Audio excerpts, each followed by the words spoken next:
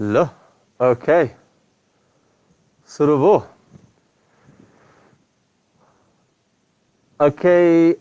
Welcome back to our weekly Facebook Live. Mero naam Major Jack Miller ho.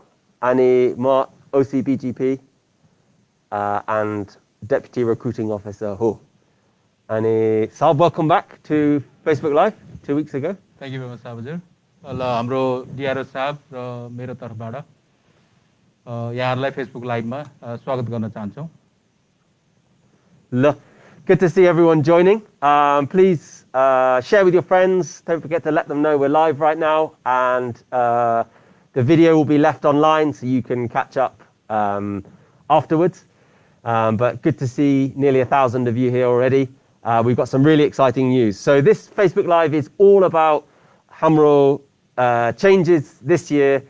Corona karanle alikati farakcha ani naya registration konoporio. So we have a new registration format, and we're going to share with you today how that's going to look, kastarigata, and what we're planning on doing. Want us up? हजुर साहब, साहबले भनेको बुझ्नुभयो होला.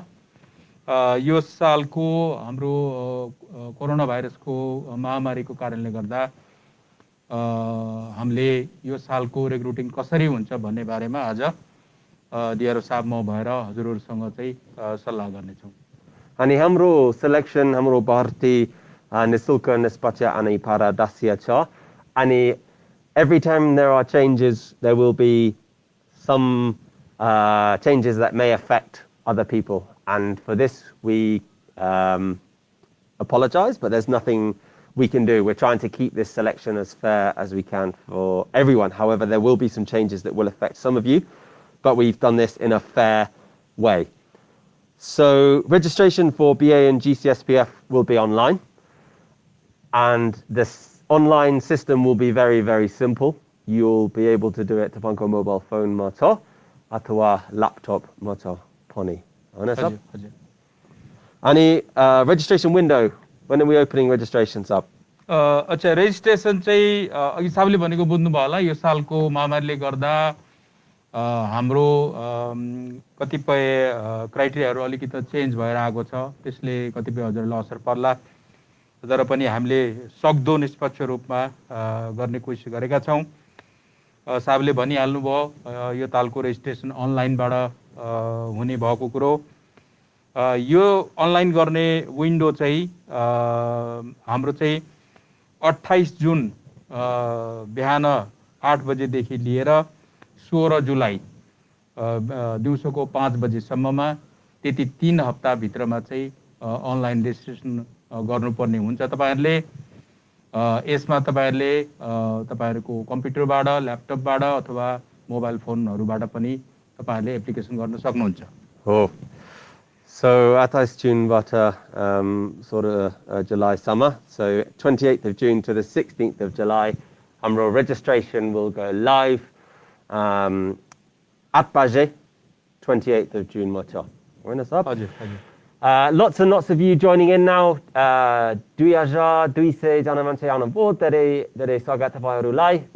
to Facebook Live. It's great to have you here. Lots of questions in the chat. We're not doing Q&A this week, but we will try and do our best to answer all of your questions. Lots of the questions that you're all asking are all on our website.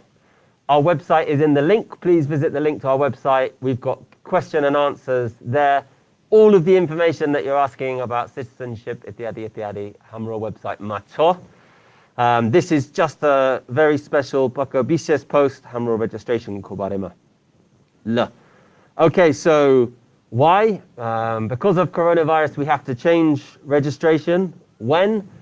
28th of June, deki, 16th of July, summer registration, Suruhonobayo. Ani, those 3 weeks will be your chance to do online registration. Online registration will be ekdam sajilocha. Small few questions to fill out. Hamro application form, justaicha. Ani, teo nasab? Teo kubarima? La. Okay, because this year we cannot process as many applicants because we don't have the time and we don't know when the lockdown will end. Alikati muskil ta hamilagi. So that we can do a selection this year, हाम्रो criteria alikati फरक छ. पहिला age, age range changes. हजुर यो ताल चाहिँ उमेर अलिकति चेन्ज भएको छ किनभने यो कोभिडको बदलिँदो अनि अनिश्चित परिस्थितिले गर्दाखेरि हामीले चाहिँ सधैँको जस्तो रेजिस्ट्रेसन गर्न नसक्ने भएको कारणले गर्दा हाम्रो अलिकति मापदण्डहरुमा पनि परिवर्तन ल्याउन बाध्य भएका छौं त्यही प्रकारले उमेर पोहोर सालदेखि पहिला चाहिँ तपाईहरुको 18 देखि 21 वर्ष सम्मकोले एप्लाई गर्न पाउनुहुन्थ्यो भने यो साल चाहिँ 19 देखि 21 वर्ष सम्मकोले मात्रै तपाईहरुले एप्लिकेसन गर्न पाउनुहुन्छ तपाईहरु चाहिँ 0101 2001 देखि 0101 2003 भित्र जन्मेको हुनुहुन्छ भने चाहिँ त्यति भित्र जन्मेकोहरुले चाहिँ यो साल एप्लाई गर्न पाउनुहुन्छ And this gives those people in their first year another 2 chances to do selection.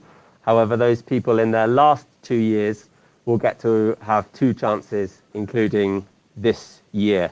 And because those who are 19 to 21 will have been prepared for selection last year or this year, they should have all of their documents good to go, ready for registration.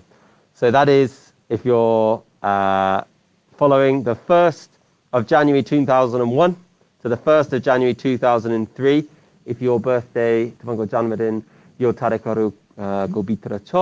then you are eligible for selection. Unfortunately, if you are 22 on the 2nd of January 2022 AD, then you will not be eligible this year.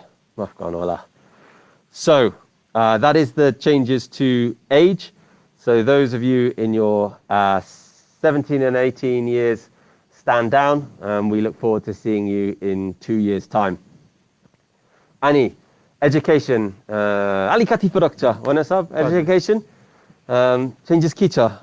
हजुर education पनि थोरै changes भएको छ जुन चाहिँ यस प्रकार छ 2016 सालसम्ममा जसले एसएलसी दिएको हुनुहुन्छ भने उहाँहरु पहिलाको जस्तै 3rd डिभिजनमा पास भएको सर्टिफिकेट भए हुन्छ तर 2016 सालपछि एसई दिएको बाबुहरु हुनुहुन्छ भने उहाँहरुले चाहिँ ओभरअल चाहिँ 5 वटा यो चाहिँ सिंगापुर र ब्रिटिश आर्मीको लागि दुईटैलाई एउटै मापदण्ड लागू छ पहिलाको जस्तो जीसी को लागि फरक अनि बीए को लागि फरक छैन यो ताल तपाईहरु बीए जीसी दुईटैको लागि ओभरअल तपाईको सर्टिफिकेटमा 5 वटा सी ग्रेड अनिवार्य हुनुपर्छ अनि अंग्रेजी अनि हिसाबमा मिनिमम सी ग्रेड चाहिँ हुनै पर्छ यो सालको लागि त्यस्तै तपाईहरुले जीसीएससी ओ लेभल अथवा एसएलसी सरहको कुनै प्रमाणपत्रहरु छन् भने अगेन 5 वटा सी चाहियो ओभरअल ग्रेडमा अनि अंग्रेजी र गणितमा चाहिँ मिनिमम सी ग्रेड हुनु पर्यो त्यस्तै यो साल चाहिँ तपाईहरुले चाहिँ पहिलाको जस्तै एसएलसी एसई अथवा कम्पार्टमेन्ट पास भएको तपाई कम्प्युटर इन्जिनियरिङ तपाई चाहिँ कुनै अरु सिभिल इन्जिनियरिङ गर्नु भएको छ भने त्यस्तोहरु सर्टिफिकेटलाई पनि स्वीकार गरिन्छ तर जो चाहिँ तपाईहरु चाहिँ सीटीबीटी भन्छ प्राविधिक शिक्षा तथा व्यावसायिक त्यसको सर्टिफिकेट छ उहाँहरुलाई मात्रै सीटीबीटी लाई मात्रै यो ताल चाहिँ हामीले चाहिँ स्वीकार गर्दैनौ अरु माथि भने जस्तै बीएजीसी को लागि मापदण्ड एजुकेसनको दुईटैको लागि एउटै छ ल धन्यवाद सब so as you can see this is the fairest way we can make these small changes so 100% totally fair selection this year just a few small changes to allow us to be able to process the number of candidates that will be coming through so we thank you for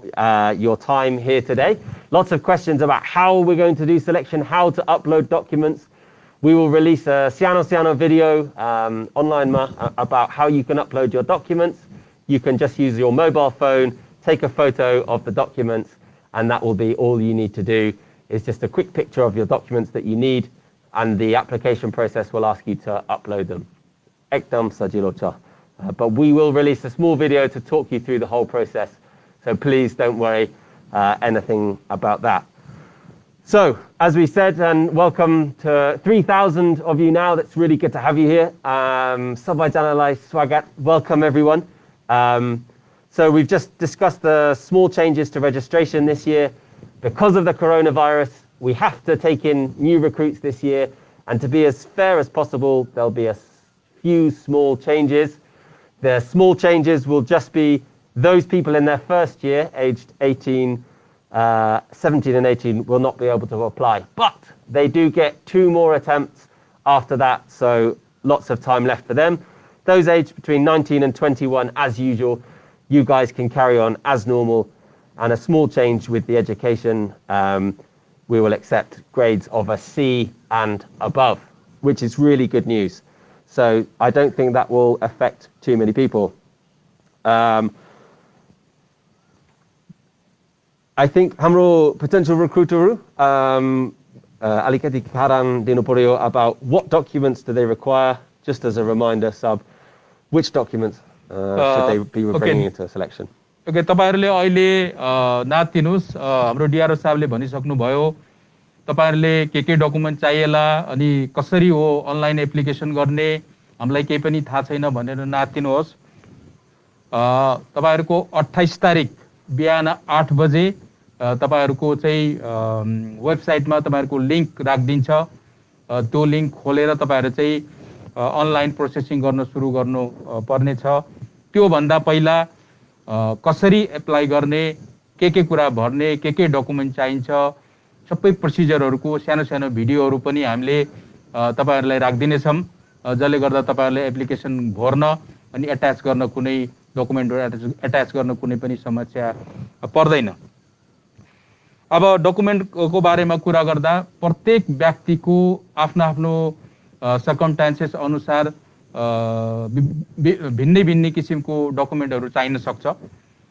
कसैलाई passport नागरिकता बाबुआमाको नागरिकता र school certificate भए मात्रै पुग्छ भने कसैलाई थुप्रै सिफारिसहरु चाहिन सक्छ गर्दाखेरि प्रत्येक मान्छेको सिचुएसन अनुसार फरक कागजपत्रहरु चाहिन सक्छ त्यही पनि म सरर कभर गर्दिन्छु यो कुराहरु हाम्रो वेबसाइटमा पनि अलरेडी राखिएको छ त्यही पनि म तपाईहरुलाई कभर गर्दिहाल्छु अहिले सबभन्दा पहिला हाम्रो डाउनलोड सेक्सनमा तपाईहरुलाई एप्लिकेसन फारम राखिदिएको छ त्यो एप्लिकेसन फारम चाहिँ भरेको हुनु पर्यो त्यसपछि नागरिक प्रमाणपत्र को स्क्यान कपी चाहिन्छ अगाडि अनि पछाडीको पाना तपाईको मेसिन रिडेबल पासपोर्ट चाहिन्छ त्यसको तीनवटा चीज चाहिँ तपाईहरुको स्क्यान गर्न भुल्नु हुँदैन तपाईहरुको पेज 2 मा तपाईको आफ्नो फोटो भएको पेज स्क्यान गरेको हुनु पर्यो तपाईको पासपोर्ट पेज 3 मा तपाईको जारी गरेको अधिकृतको हस्ताक्षर भएको पेज छ त्यसको पनि स्क्यान कपी चाहिन्छ अनि आखिरी पेज 31 मा तपाईको निकटतम व्यक्तिको अथवा नेक्स्ट अफ किनको नाम र ठेगाना भएको पेजको पनि स्क्यान गरेको कागज हामीलाई पठाउनु पर्छ तपाईको एजुकेसन सर्टिफिकेट तपाईको एसएलसी अथवा एसई को तपाईको प्रवेशिका अथवा प्रमाणपत्र मार्कशीट अनि क्यारेक्टर सर्टिफिकेट त्यो तीनटैको स्क्यान कपी हामीलाई पठाउनु पर्ने हुन्छ यदि तपाई विवाह गर्नु भएको छ भने तपाईको विवाह दर्ता तथा श्रीमतीको नागरिकताको स्क्यान कपी हामीलाई पठाएको हुनुपर्छ तपाईको बच्चाहरु पनि भएको छ भने बच्चाको जन्म दर्ताको स्क्यान कपी पनि चाहियो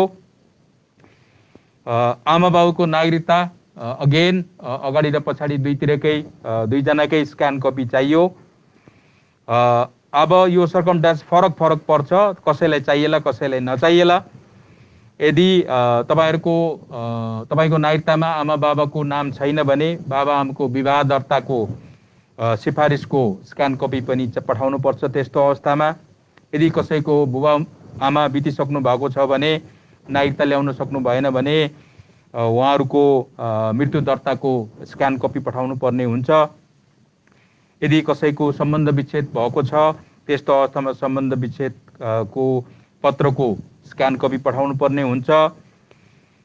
यदि कसैको मिसिङ छ, प्यारेन्ट्सहरू लापता छ भने सिडिओ कार्यालयको मिसिङ सर्टिफिकेटको स्क्यान कपी पनि पठाएको हुनु पर्यो।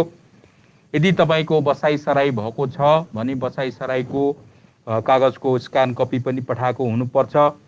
यदि तपाईँको जात अथवा थरहरू बाबाआमा तपाईँहरूको मिलेको छैन भने जात अथवा थर प्रमाणीकरण भएको सिडिओ कार्यालयको सिफारिस पनि तपाईँले स्क्यान गरेर पठाउनु पर्छ। तपाईँहरूको नगरपालिका गाउँपालिका वडाहरू चेन्ज भएको छ भने पनि त्यो बदली भएको सिफारिसको स्क्यान कपी पठाउनु पर्छ। अथवा अन्य कुनै पनि तपाईँलाई चाहिने कागजपत्रहरू छ भने कुनै पनि एउटा पनि डकुमेन्ट नछोटाइकन तपाईँले चाहिँ स्क्यान गरेर पठाएको हुनुपर्छ। म यसैमा तपाईँलाई एउटा अलिकति जोड लाएर के भन्न चाहन्छु भने यो अनलाइन एप्लिकेसन तपाईँले एकताल मात्रै गर्न पाउनुहुन्छ। तपाईँले चाहिँ घरिघरि मल्टी एप्लिकेसन गर्न पाउनुहुन्न।